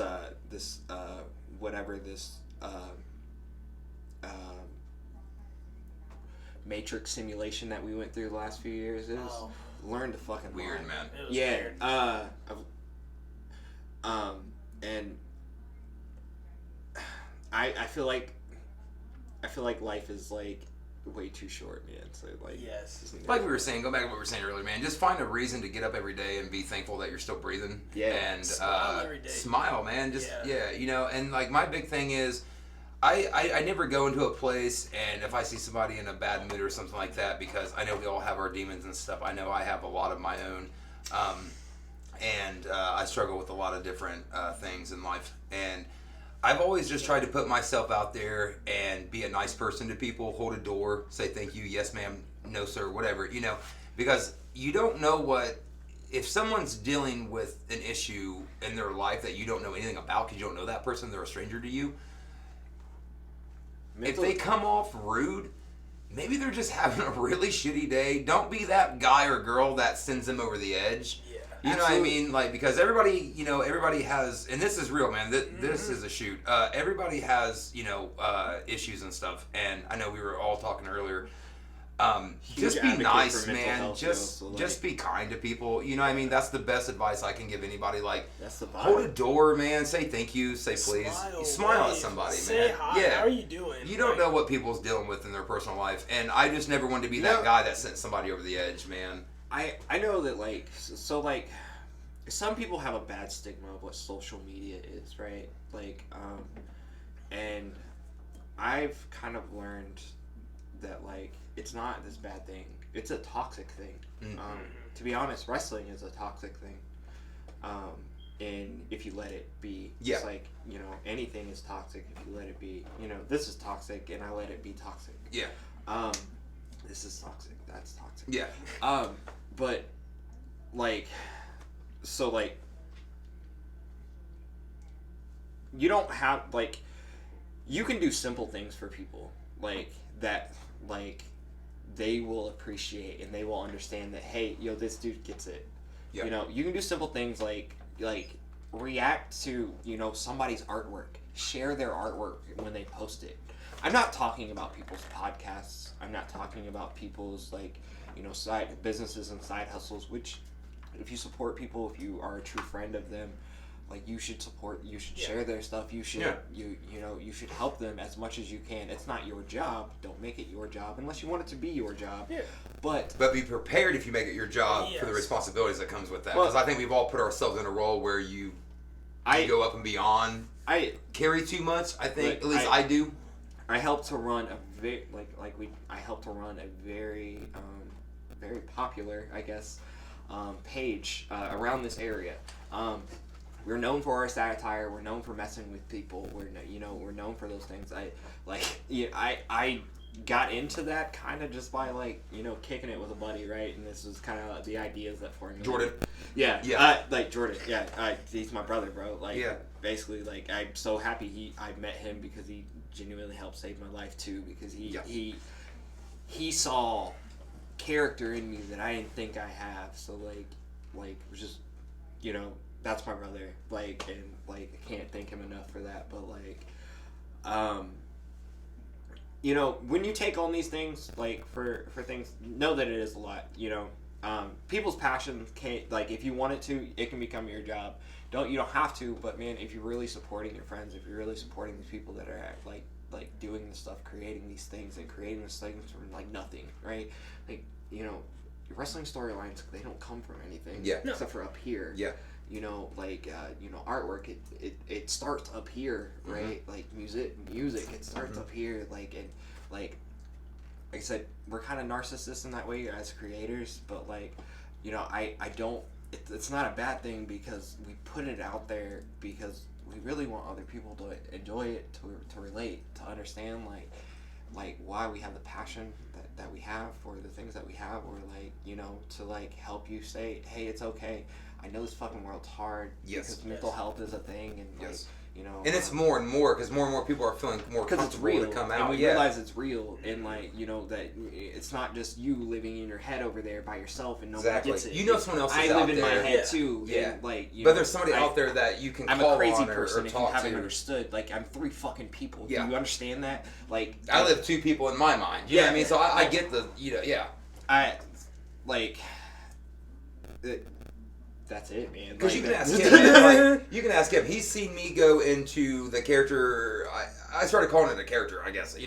But when I go into Sly Eugene mode, I'm a whole different fucking person, man. You know what I mean? I mean, he's seen it. He has seen me as just, be me. I'm a chill dude. I like to chill, play with my dog, talk to my dog. I'm so fucking nuts that I'm the guy who created a voice for all my animals upstairs, and I have conversation with them because I come home late at night. My wife's in bed, my kid's in bed. I'm sitting there alone, so I'm going to talk to my dog, and I'm going to ask him a question and do his voice in return or whatever. Yeah. But going back to the mental health thing, one of my favorite, not necessarily the mental health thing, but going back to one of my favorite quotes of anybody who knows me knows I'm a huge Rocky Balboa fan. I love the Rocky films. When he did Balboa and he talked to his son, and the one line that stuck out to me the most from that whole speech from him to his kid was, "If you know what you're worth, go out and get what you're worth." Yeah. Look, if you're worth this, then go get it. Don't let life tell you. I told you, I figured shit out during that simulation. Right? And one of my biggest things, man, is one of my biggest quotes came from CM Punk. Don't let somebody dictate your past because you'll never have a future. No, don't worry about what people. You're either going to be loved or you're going to be hated by everybody in life. You're going to meet 100 people. 50's going to like you. 50's going to hate you. It doesn't matter. They don't know you. Live your life. Be happy. If you're a good person and you know you're a good person and you do good things and you try to be a leader, then hey, you're doing pretty fucking good in my book. Hell yeah, bro. That's how I look at it, man. As long as you ain't hating on people, hurting people, like disrespecting people, promote people's work. Down. There's no reason to go and rip somebody down and you make somebody feel like they're this big. Why, man? We've all been ripped down. Nobody wants that. No. Also, there's no reason to tell somebody that they aren't what they think they are. Or they're not good enough. And hold on, let me pause and rewind that because sometimes, so you all understand out there, you shouldn't tell people what you think that they are. A person is what they are born into. A person is what they present to you, and everyone needs to respect those things. Sort of things. I know we're in this world where people think there's craziness going on, but it's not craziness. People are just opened up and realize, people are expressing themselves. I can be whatever the fuck I want to be. And no one can tell me shit. I mean, they can try. Yeah. There's mad Karens out there. There's mad, Kyles and Karens. Yeah. Run the world. Yeah, or, high top looking motherfuckers. Yeah. I just feel like, blue people don't exist. But, there's lots of people trying to be out there to dictate what you can do, but you have to take ownership for yourself, right? Yes. And I had to learn this the hard way, because I got myself into some trouble. I let people influence me, Same. and I'm never gonna do that again. I'm the influencer, and I'm not gonna use my influence for evil. You're gonna use it for good, man. Yeah, bro. See, I've always told my wife that. I've had my demons, like I've said many a times before. I have a voice, and I use it very well. People listen when I speak, and people respect me and respect my leadership, and I respect them for doing that. But I've learned the hard way. If I have a voice, why can't I use this for good instead of being an asshole all the time because I'm pissed off because something didn't go my way that day? I'm not going to be that guy no more. I do believe that people can change. Yeah. I do believe that the world can change. If you can change, then the world can change, man. Yeah. If you can change yourself and be a better person, and be the person that you were as a kid, or be the person that you were years ago, or whatever, or that you want to be, exactly. See, me, I've tried to get back to the guy I was when my wife met me, man. You know what I mean? Because I let too many negative people dictate my life and put me in a ruin, and it just, it gets to a point where you eventually, I've always told my wife, hey, I got tired of being in this boat doing this. So my ass jumped out of the boat, I swam to shore, and all the bricks they threw at me while I was swimming to shore, guess what I did with those bricks? I built a fucking kingdom. As you should. Yes. Yeah. You want to sit here and swim in circles and you do your thing, but I'm gonna keep going. If I ain't doing better every day, then what the hell am I doing? You know who's gonna promote you? Yourself. You. Yeah, damn right. And no one has to bite onto that, but someone will. Maybe, And if they do, if you're doing good things, if you're helping people, if it like helps somebody, and it helps you at the end of the day, I think it's important because like it. I don't know. This is a weird episode that we've got. We talked a lot of like mental health and journeys of life. Yeah. And, like, but that's real though. You know Yeah, that's real life No, shit. this shit's real shit. Look, it's WrestleMania weekend. Like this is like Christmas for me because Me like, too. it's like a week of Christmas because we've had like 40 hours of just like wrestling content. Monday Night Raw, from Tuesday night's NXT, Wednesday night AAW, Thursday you got Impact, Friday you got SmackDown and AAW Rampage. Bro, we Tonight had is ROH Saturday. last night. You had the Hall of Fame. Samoa Joe came back to ROH. Yeah. Oh man, you just spoiled this for me. Oh. I'm just playing. I'm just playing. Like huge things, Yeah, bro. Like dude. huge things. But that's what I love about WrestleMania week, man. That's why I want to go big with this episode, man, and try to do the best we could. I do want to say this really quick, just because it is important to me, because I know it was brought up, and then I promise we'll go back to this, but I do want to say this really quick. Anybody out there with mental health issues, just always know, everybody deals with them. We all do. There is always somebody out there that you can get a hold of, and somebody that is always going to pull you out of the fire. I've learned that the hard way. And if you find one good person that has your back and stands beside you, that person's not going to leave your side, man. So just always remember, and again, that just goes back to the Rocky thing. Like, if you know what you're worth, man, go out and get what you're worth. Like, don't let the world dictate you to a point that you feel like you're a piece of shit, because you're not. No one is, man. You're only a piece of shit if you just give up and don't try. Like, try, man. Like, if you're doing the best you can, then, dude, you're okay in my book. Like, that's how I look at it. But going back to this as we wind this down, brother, it's been a pleasure. I have a few more things I want to go over with you really quick. Big question that I love to ask. I know my answer, but I want to hear from you. Okay. The true Mr. WrestleMania, Shawn or Taker? A guy who did it all and went up and beyond, or a guy who did it all and went up and beyond? And had the streak. You know, Taker.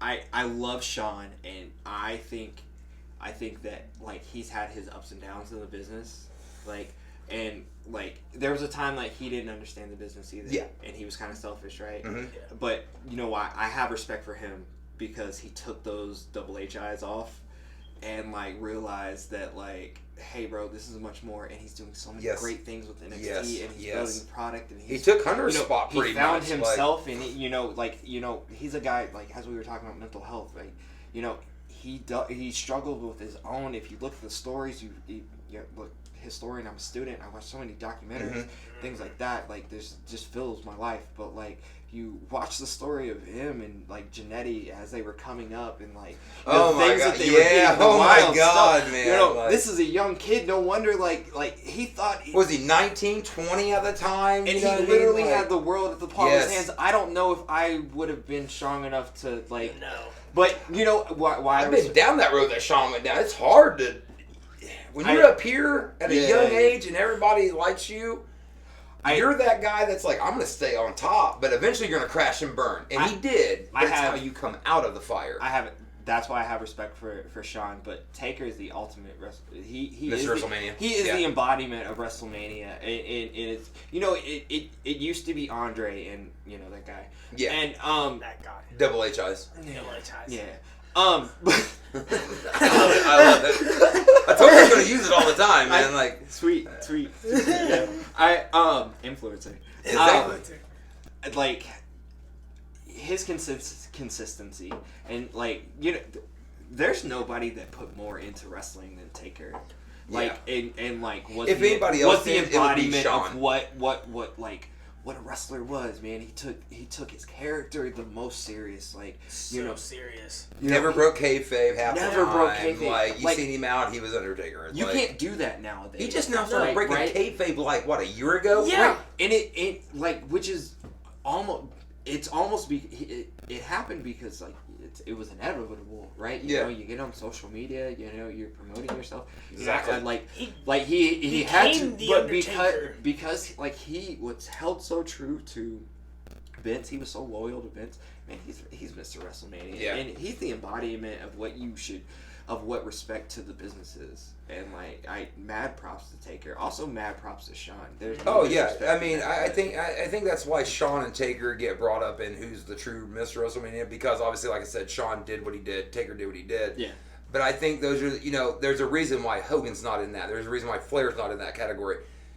It's Mr. WrestleMania to me will always be Flair's Mr. Sean and Stark. Taker.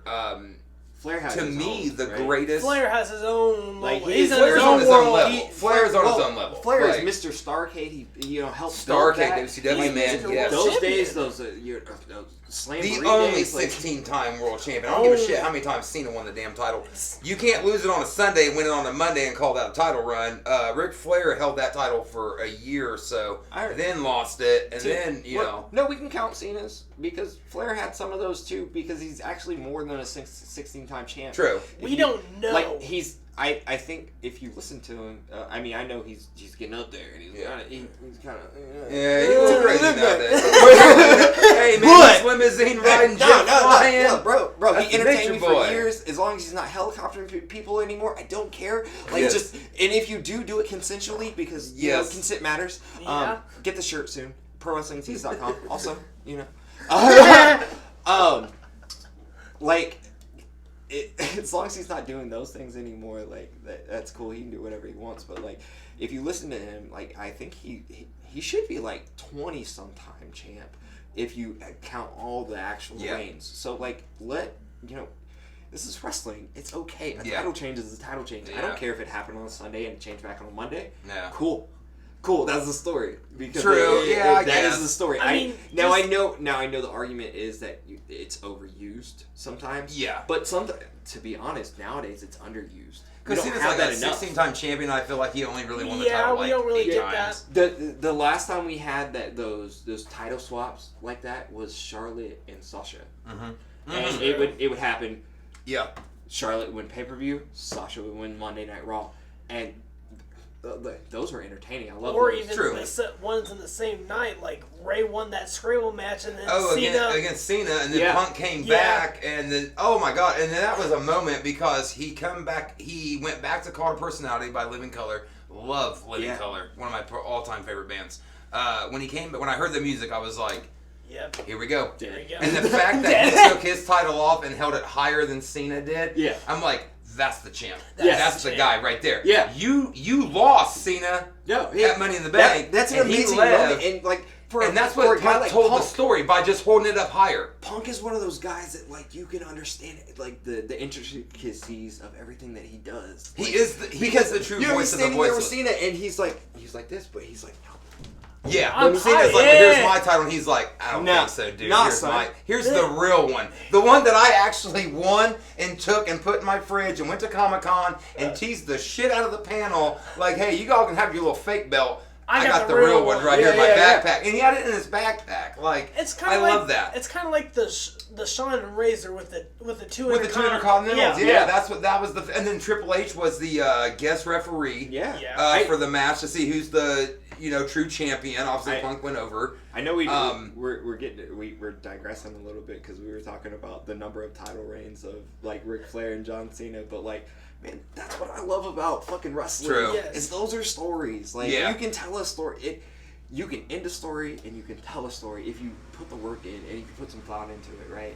Don't convolute things. And there's a problem with WWE, and I think we were talking about that upstairs. It's watered down. Yeah. But they're also a billion-dollar industry company. You have guys like Finn Balor who win the Universal title, but get injured. First ever Universal title. He comes from NXT. And Hasn't held it since. We were talking upstairs about how NXT is. I don't love the new iteration, but I understand it because It's too bright. if it was darker, it would be so much better. I think. Give me that dark feel. Give me that underground. That feel. Ring of Give me- Honor underground give me that- feel. Yes, that yes. Lucha Underground. Yes, Lucha Underground. A good. Give me that feel that maybe we ain't supposed to be watching this. Right, right, exactly. Like a dark. But I think that's what was so good about Hunter doing NXT because that black and gold brand. I mean, you had guys like Tommaso Ciampa, Johnny Gargano, Kenneth LeRae, Bo Dallas. Bo Dallas. Oh my God, Bo Dallas. Big E Love Bo Langston came Dallas. from there. Bray Wyatt's brother, man. You know what I mean? Like, he had, Seth Rollins, the first ever. And the fact that Rollins won the first ever NXT championship and Dusty Rhodes was in the ring with him to award the title. I don't think, if I was a pro wrestler, there would only be one guy that I would want to be in the ring with if I won the World's Championship. And that is the late, great Dusty Rhodes, the American Dream. I would. Man of the people. I agree with you. My dad loves the American Dream. He hates Ric Flair. Because Ric Flair played that character so well that he was the rich guy and he had the watches and, Dusty was the working man. And I remember sitting and watching WCW on Saturday night, 6:05 Eastern Time on TBS. There you go. But yeah, man, I remember watching that stuff and, man, Flair would come out. My dad's like, bitch, I hate this son of a bitch. Drinking his Budweiser, I hate this son of a bitch. And Dusty come out and he's like, there we go. That's the man right there. That's the man. But that's what I love. That's what I love about pro wrestling. You find somebody who's really good at something, and you find another guy who's really good at something, but they're polar opposite, and you put them in the ring together. Punk and Cena to me was Batman and Joker. They needed each other. Cena was corporate, Punk was underground. What's weird is that kind of re-sparked my love for wrestling that time. I love wrestling as a kid. I watched I was an avid switcher, back from channel 24 to channel 42, right? Remember? 42, yeah. 42, yeah. The fact that I can remember that. See, and that's the thing, yeah. Right. Switching back and forth to Monday Night Raw and WCW. Yes. I love WCW. That's where my heart is.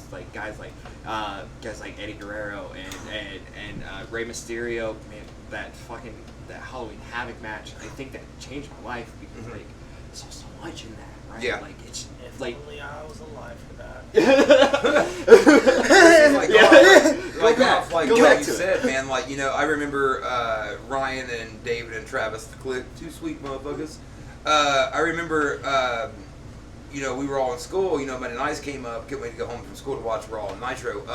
I remember I used to watch Raw live and then tape Nitro. Yeah. And then watch it the next day because my parents were like, it's school night, you gotta go to bed, you got 2 hours, whatever. So we would all do that. And then when the NWO started, I noticed that as Teenage Shane came out, I was like, well, this seems real. I like this. Yeah. Let me tape Raw and watch Nitro live. Yeah. I can watch Raw tomorrow. I don't care about Raw right now. I want to see what the hell the NWO's doing. So my question with that being, I'm going to give you a match. I'm going to set up a match for you. Okay. NWO versus Bullet Club. 8-man tag. We're going to go Kenny Omega, arguably the greatest wrestler on the planet right now. Mr. 90 Minutes. Mr. 90 Minutes, yep. The Terminator himself. So we're going to have Kenny Omega. We will go the Young Bucks. And we will go Kenny Omega, former members, kayfabe, the Gorillas. And since he's such a fucking talk here in the last month, we'll go Cody Rhodes. So we got Cody Rhodes, Kenny Omega, the Gorillas of Destiny taking on the Outsiders, Hall and Nash, Scott Norton, Randy Savage. Who wins? I like that. Well, since you didn't throw Chris Bay in the Bullet Club, I'm gonna have to go NWO. I mean, Chris Bay's a bad motherfucker. Chris Bay is a bad motherfucker. He is a bad motherfucker, but yeah, give him some time to be Yeah, a bad motherfucker. He's not a Bullet Club bad motherfucker. Not yet. Yet. But Yes. he's getting there. Yeah. Oh, he's good. Oh, he's watch, good. Watch when something like he turns on Jay White. Right. Something like Jay White brings him in, you turn on, yep, see, that's the thing. It's the storytelling. Yeah. Uh-huh. You gotta give it time, young blood. You gotta give it time. Sorry. But who you got, NWO or Bullet Club? Man, I'm too sweet for life, bro. Right? I'm sorry. I'm too. I have problems with that one guy, but I'm still too sweet for life because it changed my life, man. Yeah. The whole idea of that, just this shit is crazy. Yeah, and I just love the NWO because it felt so real. But then I love Bullet Club because I like how they execution. They execute people out. Obviously Gorillas got executed out. They turned on the club, and great storytelling again. It's the first time that we see Tama and his brother Tanga. If we're setting up a real match, though, yo, like that is the match for the Bullet Club to go over. Yeah. Like it is. And I only threw Scott Norton in there gassing because him up, I was a huge Scott Norton fan. I thought Scott Norton. I loved him with Fire and Ice. And you threw me by throwing God in there because like you threw Young Bucks in there. I was like, no, I could do without Young Bucks. I love them. Yeah. But man, you throw God. They're so. Dude, Tom and Tanga. So and then right now, their little brother, who's bigger than both of them, fucking Stretch, Hikuleo. Yeah. You know, Jay White threw it up. He said, you better throw it up. Yeah. And he didn't. And then Jay White put it down, and then Hikuleo threw it up, and then Jay White went to do it, and he put it down, and he's like, listen, kid, don't be dumb like your brothers. Like, if you want me to teach you, I'll teach you. But now, apparently, we got the match, Hikuleo against Jay White, the Switchblade, and it's like, when's this happening? Shit. I gotta catch up. I have to look. But I was like very invested in it because I'm like, I love Hikuleo and I love Stretch, man, and I love that he's the legitimate, son of Haku and all that, just like Tom and Tanga. Yeah. But man, the fact that Jay was like, "Don't be dumb like your brothers. Like, throw it up, dude. This is your only opportunity." And then he didn't, and I'm like, "Oh shit." I love that New Japan has like. And I just seen that New Japan Bullet Club completely turned on God because that was the thing. They're like, "Well, Jay White, the Good Brothers, and Chris Bay did, but how does?"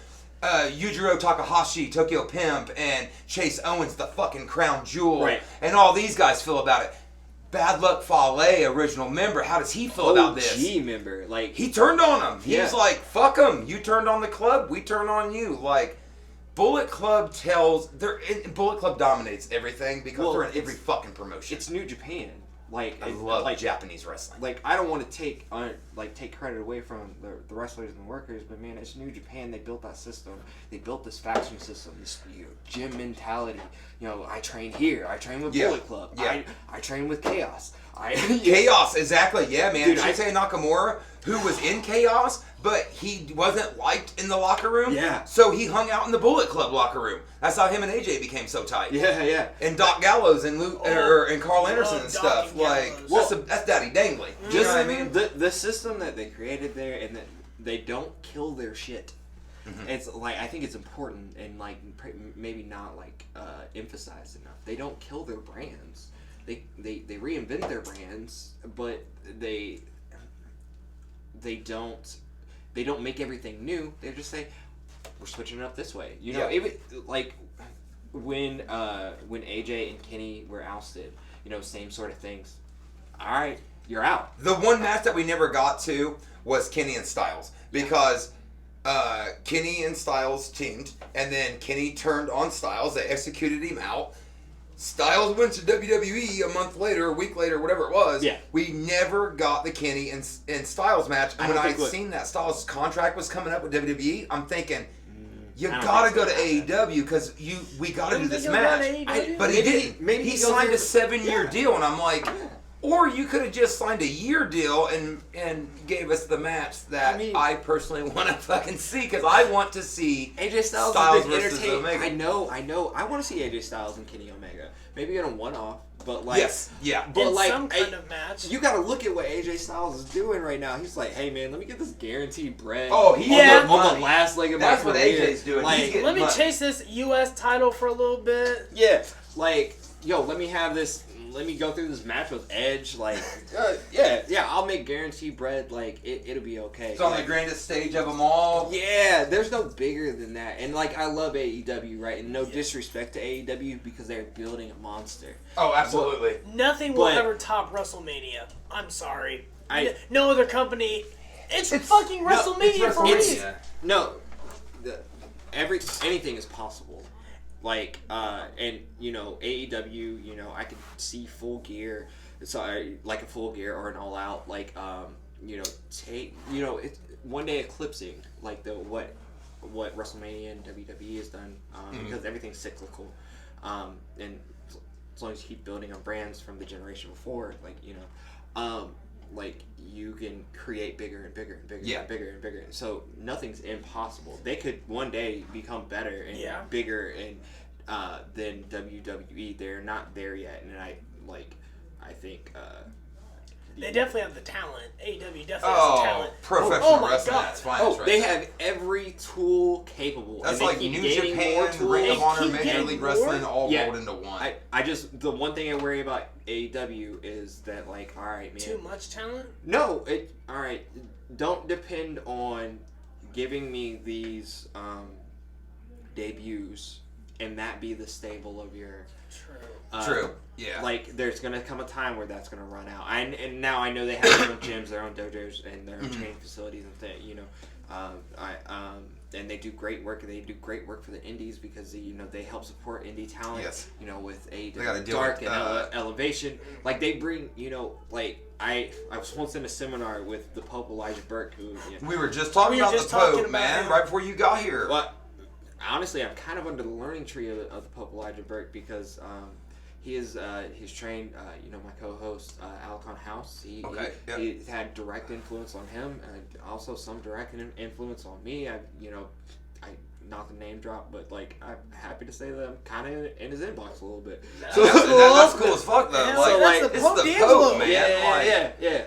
But like it's taking those things and like utilizing him and like wrestling, man.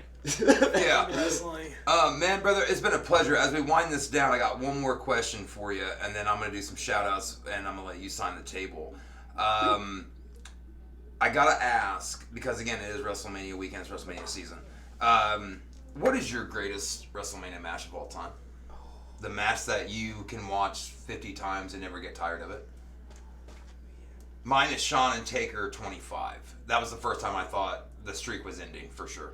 So, not counting Taker and Shawn, like, at all?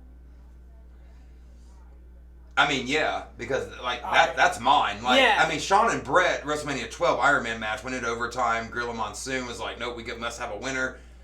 Greatest WrestleMania match of all time. And then Shawn and Taker came in WrestleMania 25, and I remember being at B-Dubs here in Marion, and I remember that place was fucking packed with people from WrestleMania season.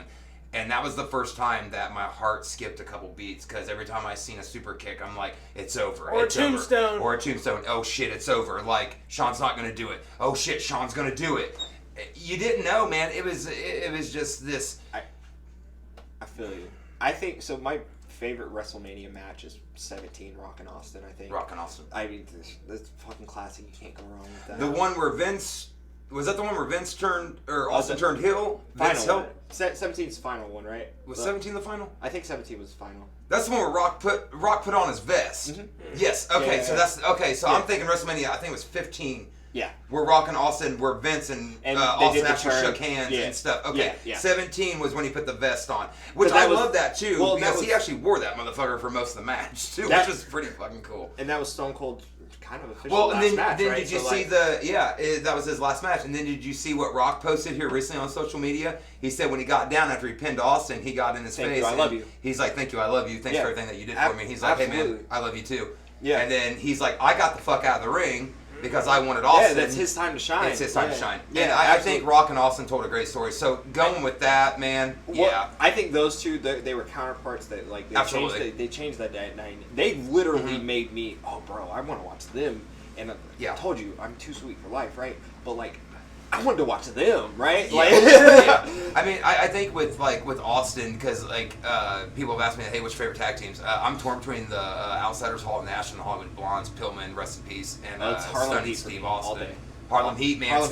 Big Stevie Ray in the NWO when he was fighting to be the leader. Right. And he had the fucking slapjack, man. Yeah. And Vincent was like his little buddy or whatever. Dude, I loved it. I thought it was fucking great shit. But, so you went 17. I went 25. What do you got, greatest WrestleMania match of all time? I'm going to say Shawn and Flair. I'm sorry, I love you. Yes. Sorry, I love you. If there was ever a time to cry, and I cried. I was I was gonna say, if there's ever a time to cry, that was an emotional WrestleMania. Yeah. Well, because it's like Shawn, he did the classic. I'm sorry, I love you. One of the greatest super kicks of all time. Yeah. Flair sold the shit out of it. Shawn pinned him. 1, 2, 3. He rolled off, grabbed him. I'm sorry, I love you, man. All right, I'm gonna go now. Yeah. Flair's moment. It was. That's what I'm saying. Like I respect those guys. I respect those guys that like understand what this business is more than the microcosm of like what viewers understand what this business is. Viewers understand this business as entertainment. Like, I feel like there was Flair, and then there was Shawn, and now there's Ziggler. Yeah. I can Like, for the generation time gap, you know, for what it is, you know, Flair did what he did in the 70s and 80s, and then Shawn did what he did in the 90s, early 2000s, and then Ziggler's kind of doing what they I think you would be right if there wasn't a Daniel Bryan, to be honest. And yes. I think that was the true passing of Shawn, Daniel. Okay. No disrespect to Ziggler. Oh no, yeah, for sure. We were talking about him absolute earlier. greatest, but like I don't think like if I had to pick But the American Dragon, though, man. I mean, the dude knows what the fuck he's doing, and the fact that wrestler. Yeah, he's to me, he's Bret Hart now, like on a different level. Like I think the American Dragon, Bryan Danielson, to me is the perfect mix between Owen and Bret. Yeah. Because I think Owen was the better brother. Owen could do everything Bret did, but Bret couldn't do everything Owen did. Well, Owen was more entertaining. Owen was more high flying. He had the more total package. You could put Owen on the mic and he could make people laugh. Yes. You could put Owen on the mic and he could make people pissed off. Exactly. Bret could. Like, I'm not. He could, but he couldn't. I'm not a Bret hater. Although Bret Hart's one of the greatest of all fucking time to do it. Ever lace up a pair of boots. Bret still screwed Bret. But I'm sorry, Bret screwed Bret. Exactly. Owen will always be the better brother in my opinion. Yeah. And it's just because, like I said, Bret did what he did, but Owen could do all that stuff too. But could Bret do what Owen did? No, he couldn't. Yeah. Owen was the better brother. The WrestleMania match 10, again, in my top 5 all-time favorite WrestleMania matches, Bret Hart's in like 3 of them, and that would be one of them. Yeah. Bret versus Owen. Phenomenal fucking finish. The fact that Owen went over, he should have went over. He was the bigger star at that time, in my opinion. I wish Owen, God rest his soul, could have lived a little longer and gave us a little bit more. Yeah. But the Blue Blazer and the Danger Owen Hart and the tag team with Jeff Jarrett and Deborah McMichael and all that was great. I loved him and Yokozuna as a tag team. They're actually in my top 5 favorite tag teams. Owen Hart and Yokozuna, I thought they worked very well off each other. But with that being said, again, it's WrestleMania season, so I will do this. Brother, it's been a pleasure having you on as we wind this down in the last few seconds. Thank you. Would you like to have red or green? Green. I always go with green. It's money up. I don't have black today. There you go, sir. Wherever you'd like on the table. As the marvelous Mr. Bell, Jordan Bell, signs the table, I'm going to do what I do best, and that's some special thanks and shout-outs. First and foremost, Wally Lenz's Flea Market. You guys can check them out on Facebook for all your great finds. My wife and I are huge toy collectors, as is Tanner and our good brother Terry. Too sweet. I'll be seeing you later, my friend.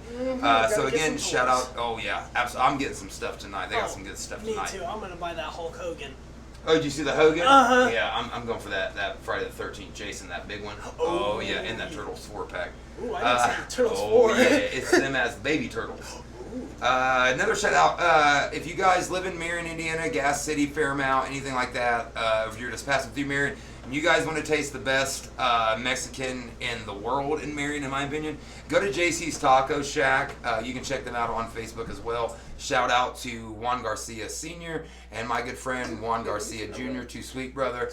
I do want to give a shout out to The Click. You know who you are, Ryan, David, and Travis. I love you guys so much. I love that we get to talk wrestling every day. Can't wait to see you, David, very soon, my friend. Another shout out, obviously we've mentioned him a few times on this episode, Shane Kautzer.